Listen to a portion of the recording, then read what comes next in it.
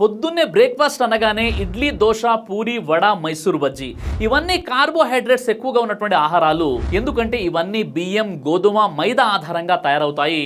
ఇవి తరచుగా తింటే ఏమవుతుందంటే ఒకటి షుగర్ లెవెల్ వేగంగా పెరుగుతుంది, అలాగే కార్బోహైడ్రేట్స్ త్వరగా గ్లూకోజ్గా మారుతుంది.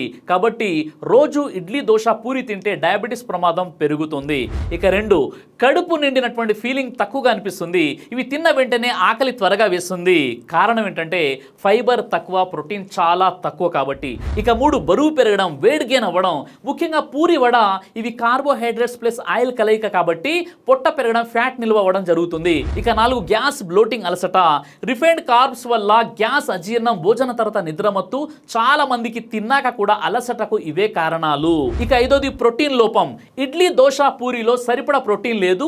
దీనివల్ల కండరాల బలహీనత, ఇమ్యూనిటీ తగ్గడం, పిల్లలు, పెద్దల్లో బలహీనత, అందుకే ఈ సమస్యలు వస్తున్నాయి. ఇక వీటికి ప్రత్యామ్నాయం ఏంటంటే షిఫా తల్బినా.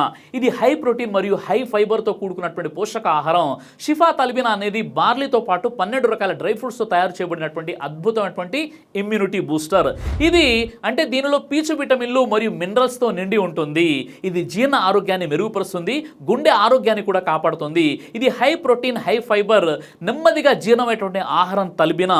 దీని లాభాలు ఎక్కువసేపు ఆకలి వేయదు, షుగర్ స్పైక్స్ తగ్గుతాయి, బరువు నియంత్రణకు సహాయం పడుతుంది, జీర్ణక్రియకు మంచిది, పిల్లలు, పెద్దలు అందరికీ చాలా అద్భుతంగా ఉపయోగపడుతుంది. కాబట్టి రోజు మీరు మరియు మీ పిల్లలకు బ్రేక్ఫాస్ట్గా లేదా నైట్లో డిన్నర్గా దీనిని ఎంచుకోండి.